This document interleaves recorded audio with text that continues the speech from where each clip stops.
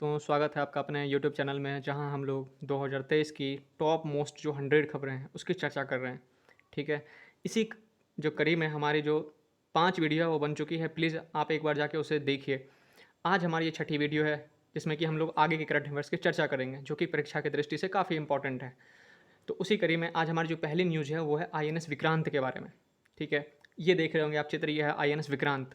अब ये है क्या? तो ये है एयरक्राफ्ट कैरियर है ये। मतलब जो हमारे लड़ाकू विमान होते हैं ना, उसको क्या करेगा, ये एक स्थान से लेके दूसरे स्थान में पहुंचाएगा। ठीक है, खास करके इंडियन ओशियन में। ठीक है, जैसे इस पे एयरक्राफ्ट को लाद दिया गया है। ठीक है, और उसको एक स्थान से लेकर दूसरे स्थान तक ले जाया जाएगा जिससे कि सिक्योरिटी को ज़्यादा से ज़्यादा क्या किया जाए, मजबूत किया जाए। क्योंकि आप जानते होंगे कि इंडिया का जो कोस्ट लाइन है लगभग लगभग 7500 किलोमीटर का है, जो कि काफ़ी बड़ा है। अगर आपको याद होगा 2008 में जो मुंबई में अटैक हुआ था, ठीक है, आतंकवादी अटैक हुआ था, वो सी के थ्रू ही हुआ था।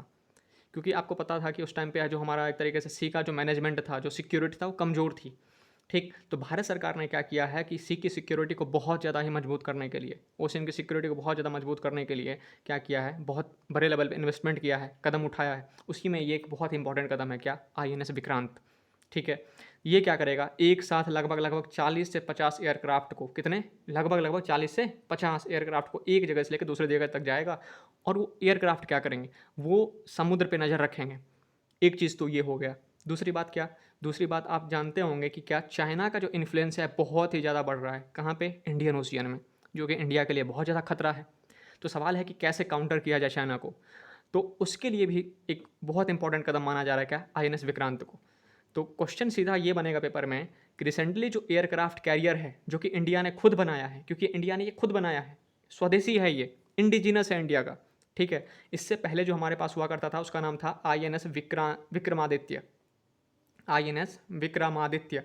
ठीक है, इससे पहले जो अब तक हम लोग यूज़ कर रहे हैं, विक्रमादित्य का यूज़ कर रहे हैं हम लोग। ठीक है, तो अगर पूछा जाएगा कि इससे पहले इंडिया के पास कौन सा एयरक्राफ्ट था, तो INS विक्रमादित्य। ठीक है, अभी इंडिया के पास 2 एयरक्राफ्ट हो चुके हैं। पहला INS विक्रमादित्य, अभी रिसेंटली जो सबसे नया है वो कौन सा है, INS विक्रांत, जो एक साथ कितने 40 से 50 एयरक्राफ्ट को ओशियन में एक जगह से लेके दूसरी जगह तक लेके जाएगा, जिससे कि इंडियन की जो सिक्योरिटी है, खास करके हमारे किसकी, कोस्ट की, जो 7500 किलोमीटर का है, उसकी रक्षा की जा सकेगी।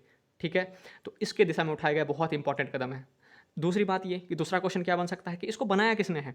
हमें पता तो है कि इंडिया में बनाया गया, ये 100% स्वदेशी है, लेकिन बनाया किसने है, तो कोचिन शिपयार्ड लिमिटेड, जो कि कोची में है। ठीक है, किसने बनाया है, कोचिन शिपयार्ड लिमिटेड, जो कि कोची में है, इसने उसको बनाया है, जो कि इंडियन नेवी को दिया है जिसने की। ठीक है, ये बहुत इंपॉर्टेंट खबर थी। अब हम लोग दूसरी तरफ बढ़ते हैं। ठीक, दूसरी खबर जो है दोस्तों आज की, वो है ये कि नीति आयोग के नए CEO बने हैं, कौन, BVR सुब्रमण्यम। ठीक है, ये हैं सुब्रमण्यम साहब, जो कि अभी नीति आयोग के नए CEO हैं। ठीक है, क्वेश्चन सीधा सा पूछा जाएगा कि नीति आयोग के जो नए CEO हैं उनका नाम क्या है, तो BVR सुब्रमण्यम, बस सुब्रमण्यम के नाम से आप याद रख सकते हैं। ठीक है, अब आपको एक और साइड बाय साइड बातें पता चाहिए, क्या, कि जो नीति आयोग है उसका इस्टेब्लिशमेंट कब हुआ था, तो याद रखना है आपको 2015 में, ना कि 2014 में। क्योंकि ये क्वेश्चन मैंने बहुत बार देखा है कि बहुत बार पेपर में पूछा गया, खास करके स्टेट के एग्जाम में, कि नीति आयोग को कब फॉर्म किया गया, प्लानिंग कमीशन को खत्म किया गया, नीति आयोग को शुरू किया गया। तो 1 जनवरी 2015 वो डेट है जब नीति आयोग का एक तरीके से ऑफिशियल गजट के माध्यम से क्या किया गया, बनाया गया। एक्ट के थ्रू नहीं, ऑफिशियल गजट के माध्यम, सरकार को ऑर्डर के माध्यम से। ठीक है, ये बातें आपको याद होनी चाहिए। और नीति आयोग का बेसिकली काम क्या है, मेन फंक्शन क्या है नीति आयोग का, आपको पता होना चाहिए, क्या, कि कोऑपरेटिव फेडरलिज्म को बढ़ावा देना, कोऑपरेटिव फेडरलिज्म। बस ये बात याद रख लीजिए, 2 बातें नीति आयोग के बारे में जो कि इसके बेसिक्स में है। क्या, नीति आयोग की स्थापना कब की गई थी, 2015 में। दूसरी बात, इसका मेन मकसद क्या है, मेन ऑब्जेक्टिव क्या है, तो याद रखना है मेन ऑब्जेक्टिव है क्या, कोऑपरेटिव फेडरलिज्म को बढ़ावा देना। और उसके रिसेंटली CEO जो हैं वो कौन है, तो सुब्रमण्यम है, BVR सुब्रमण्यम है। तो ये 3-4 बातें आपको ना नीति आयोग के बारे में हमेशा पता होनी चाहिए। ठीक है, अब हम लोग आगे बढ़ते हैं, न्यूज़ पूरी हो चुकी है, क्वेश्चन कुछ भी पूछा जाएगा अब आप लोग उसको सॉल्व कर देंगे। ठीक, आगे बढ़ते हैं हम लोग।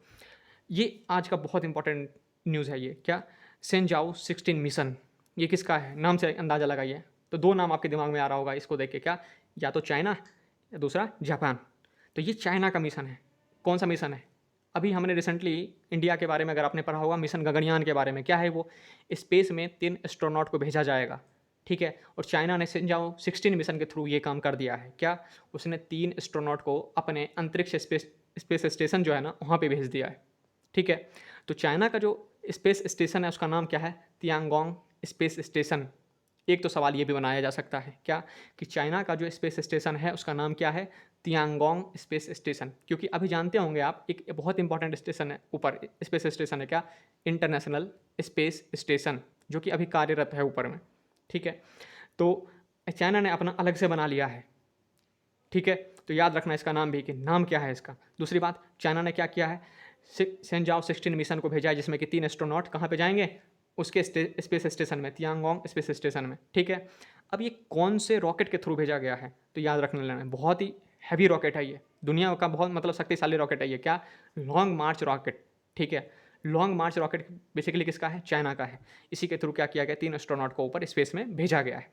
तो इसमें से 3-4 सवाल बन सकते हैं, तीनों को याद रख लेना। क्या? सेंजाओ 16 मिशन किसका है? चाइना का है, जिसमें 3 एस्ट्रोनॉट भेजे गए हैं। कहाँ पे? उसके स्पेस स्टेशन में। तो उसके स्पेस स्टेशन का नाम क्या है? तो तियांगोंग स्पेस स्टेशन नाम है। ठीक है, अब किस रॉकेट के थ्रू भेजा गया है? तो लॉन्ग मार्च रॉकेट। ठीक है, कौन सा रॉकेट? लॉन्ग मार्च रॉकेट, ये याद रख लेना है। ठीक, तो आगे बढ़ते हैं दोस्तों हम अगले न्यूज़ की तरफ। अगली न्यूज़ है हमारी कि फिनलैंड ने क्या किया है? नाटो को ज्वाइन कर लिया है। ठीक है, और कौन सा मेंबर बना है? 31st मेंबर बना है। ठीक है, अब जानते हैं क्या कि नाटो का मतलब क्या होता है? North Atlantic Treaty Organization. नाम में क्या आ रहा है? नॉर्थ अटलांटिक, मतलब अटलांटिक सागर है, आपको पता है कि नॉर्थ में भी है और साउथ में भी है। तो ये जो ग्रुप है ना, वो किसका है? याद रखना है, नॉर्थ अटलांटिक। जो नॉर्थ में, जो खास करके अटलांटिक सागर में जो दो वो है ना देश हैं, कंट्रीज़ हैं, उसका ग्रुप है ये। ठीक है, तो फिनलैंड ज्वाइन करने वाला उसका क्या होगा? एक नया मेंबर बन गया, 31st वाला। तो क्वेश्चन सीधा ऐसे पूछा जाएगा क्या, कि रिसेंटली जो नाटो को ज्वाइन करने वाला कौन सा यूरोपीय कंट्री है? ठीक है, तो यूरोपियन कंट्री कौन सा है? फिनलैंड। एक सवाल यहाँ से ये बन सकता है। दूसरा ये बन सकता है कि नाटो का हेडक्वार्टर कहाँ है? नाटो का हेडक्वार्टर है ब्रुसल्स में। कहाँ पे है? ब्रुसल्स में है। ठीक है, बस 2 बातें इसके बारे में याद रख लीजिए, सफिशियंट है। ठीक है, आगे बढ़ते हैं हम लोग। ये मोस्ट इंपॉर्टेंट खबर है दोस्तों। ठीक है, इसका नाम क्या है? World migratory bird day 2023। इसके बारे में 2 सवाल पूछा जा सकता है क्या, कि एक, जो वर्ल्ड माइग्रेटरी बर्ड डेज है वो मनाया कब जाता है? तो ये साल में 2 बार मनाया जाएगा इस बार। ठीक है, डेट कौन सा है? डेट याद रखना है, कौन सा? 13 मई। 13 मई, मई को मनाया जा चुका है। 13 मई को मनाया जा चुका है। दूसरा मनाया जाएगा कब? 14 अक्टूबर को। 14 अक्टूबर को मनाया जाएगा ये। ठीक है, 2 डेट याद रख लेना है। अब 13 वाला तो मनाया जा चुका है, 14 वाला मनाया जाएगा अक्टूबर में। ठीक है, तो सबसे इंपॉर्टेंट क्या है, एक तरीके से इसका जो थीम क्या है, थीम याद रख लेना है। इस बार का थीम क्या रहा है? वाटर सस्टेनिंग बर्ड लाइफ, ये लिखा हुआ है थीम इसका। क्या? वाटर सस्टेनिंग बर्ड लाइफ, इस बार का इसका थीम है। तो क्वेश्चन सीधा सा पूछा जाएगा कि वर्ल्ड माइग्रेटरी बर्ड डे कब मनाया जाता है? तो आपको सीधे बता देना, क्या? 13 मई और 14 अक्टूबर को। दूसरी बात है क्या, इस बार का थीम क्या था? तो याद रखना है, वाटर सस्टेनिंग बर्ड लाइफ, बस। ठीक है, अब हम लोग आगे बढ़ते हैं फिर से। क्या एशियन कबड्डी चैंपियनशिप कहाँ पे मनाया जा होगा इस बार का? ठीक है, एशियन कबड्डी चैंपियनशिप होगा कहाँ? क्वेश्चन सीधा सा पूछा जाएगा, याद रख लेना। क्या? साउथ कोरिया में। South Korea. ठीक है, क्योंकि आप जानते हैं कि जो खेलों से जो सवाल पूछे जा रहे हैं ना 2020 के बाद, जो पेपर्स हैं बहुत ज़्यादा पूछे जा रहे हैं। ठीक है ना, तो रीज़न क्या है कि बेसिकली सरकार ने खेल पे बहुत ज़्यादा फोकस किया है, बहुत ज़्यादा इन्वेस्टमेंट भी किया खेलों के इंफ्रास्ट्रक्चर पे। ठीक है, 2020 से। तो उसका रिजल्ट हमें देखने के लिए मिला, किसमें? ओलंपिक गेम्स में भी देखने के लिए मिला। ठीक, तो उसी लिए क्या किया जा रहा है, जितने भी पेपर हैं उसमें बहुत ज़्यादा क्वेश्चन पूछे जा रहे हैं, खास करके खेल से रिलेटेड, स्पोर्ट्स से रिलेटेड। ठीक है ना, तो हमें बेसिकली याद रखना है कि जो एशियन कबड्डी चैंपियनशिप है बेसिकली वो कहाँ पे होगा अभी? वो होगा साउथ कोरिया में। और कब होगा? तो रिसेंटली अभी 10 डेज़ बाद होने वाला है, जून में ही शुरू हो जाएगा वो। ठीक है ना, इतनी सी बातें बस आपको याद रख लेनी है इसमें। आगे बढ़ते हैं। आगे की जो न्यूज़ है वो सूरज कुंड मेला 2023। तो सूरज कुंड मेला बेसिकली सबसे पहला क्वेश्चन ये पूछा जाएगा कि इस बार कहाँ आयोजित हुआ? तो ये देख रहे होंगे आप, क्या? फरीदाबाद के हरियाणा में हुआ। पहली बात यही कि सूरज कुंड मेला इस बार 2023 का कहाँ पे हुआ? तो फरीदाबाद के हरियाणा में हुआ। दूसरी बात है, आपको एक इसका ऑब्जेक्टिव समझ लेना है एक बार में, कि सूरज कुंड मेला आयोजित किया क्यों जाता है, क्या है इसका ऑब्जेक्टिव इस मेले का। दोस्तों आप जानते हैं कि हमारी जो कल्चर है ना, बहुत ही ज़्यादा डाइवर्सिटी है हमारे कल्चर में। खास करके ट्राइबल लोगों की कल्चर देखा जाए तो और भी ज़्यादा उसमें डाइवर्सिटी पाई जाती है। तो उसकी हैंडीक्राफ्ट जो डाइवर्सिटी है, ठीक है, उसकी जो कल्चरल डाइवर्सिटी है, उसको दुनिया के सामने शोकेस कैसे किया जाए। ठीक है ना, जो डाइवर्सिटी है हमारी खास करके किसकी? ट्राइबल लोगों की, उसको किस तरीके से दुनिया के सामने लाया जाए। हैंडीक्राफ्ट की जो डाइवर्सिटी है उसको किस तरीके से लोगों के सामने लाया जाए, उसके लिए सरकार क्या करती है? सूरज कुंड मेला को बहुत ज़्यादा प्रमोट करती है। ठीक है। तो सूरज कुंड मेला का बेसिकली मेन पर्पस यही है, मेन थीम ही यही है क्या, कि जो डाइवर्सिटी है ना, खास करके हैंडीक्राफ्ट के क्षेत्र में, ठीक है, कल्चर के क्षेत्र में, उसको दुनिया के सामने प्रेजेंट किया जाए। ठीक है ना, मेन पर्पस यही है, पर्पस समझ लेना है। और हर साल ये होता है, तो बस आपको देख लेना है कि हुआ कहाँ पे है, बस। तो सूरज कुंड मेला इस बार कहाँ पे हुआ है, तो हरियाणा में हुआ है, फरीदाबाद के। बस आगे बढ़ते हैं इसके बारे में। ठीक, तो हुआ इस बार फरवरी में हुआ था। ये बातें अगर नहीं भी याद रखेंगे तब भी काम चल जाएगा हमारा, कि क्या हुआ है, फरवरी में इस बार हुआ था। बस इतनी सी बातें इसमें याद रख लेनी है और कुछ भी नहीं। आगे की जो न्यूज़ है दोस्तों, वो है गोल्डन ऑर्ब, ऑपरेशन गोल्डन ऑर्ब। ठीक है, ये अगर पेपर में आएगा क्वेश्चन, अगर आपने नहीं पढ़ा होगा तो गलती होने के चांसेस ज़्यादा हैं कि ये है किससे रिलेटेड। तो ऑपरेशन जो गोल्डन ऑर्ब है ना, वो रिलेटेड है क्या, किंग चार्ल्स थर्ड के कोरोनेशन से। ठीक है, रिसेंटली क्या है, यूके के नए एक तरीके से वो बने, चार्ल्स बने हैं, किंग बने हैं, जिनका नाम है किंग चार्ल्स थर्ड। ठीक है, उनके कोरोनेशन से संबंधित है क्या, ऑपरेशन गोल्डन ऑर्ब। बस इतना सा याद रख लेना है आपको और कुछ भी नहीं। ठीक, वन वर्ड्स में पूछा जाएगा कि ऑपरेशन गोल्डन ऑर्ब किससे संबंधित है, तो किंग से रिलेटेड है। कहाँ के, ब्रिटेन के। ठीक है, यूके के। तो अभी रिसेंटली कौन बने हैं यूके के किंग, किंग चार्ल्स थर्ड। ठीक है, आगे बढ़ते हैं। इकाता हार्बर, इकाता हार्बर बहुत इंपॉर्टेंट है। क्यों, क्योंकि ये जिस लोकेशन पे है ना, वो लोकेशन बहुत इंपॉर्टेंट है इंडिया के लिए।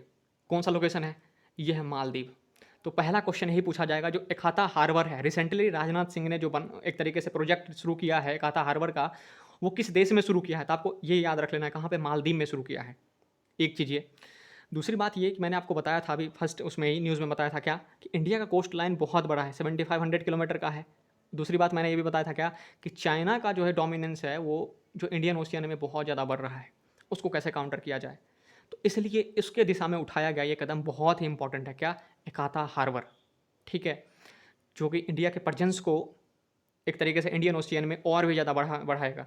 ठीक है ना, तो बस इतना सा या ये खबर था। इकाता हार्बर कहाँ पे बनाया जा रहा है रिसेंटली, जो डिफेंस मिनिस्टर राजनाथ सिंह हैं, उन्होंने कहाँ पे बनाया है, तो मालदीव में बनाया है। बस ये प्रोजेक्ट के बारे में इतना सा ही सफिशियंट है मुझे लगता है। आगे बढ़ते हैं। ये न्यूज़ बहुत इंपॉर्टेंट है क्या, स्वच्छ सर्वेक्षण ग्रामीण सर्वे, ये कौन कराता है, तो जल शक्ति मंत्रालय कराती है।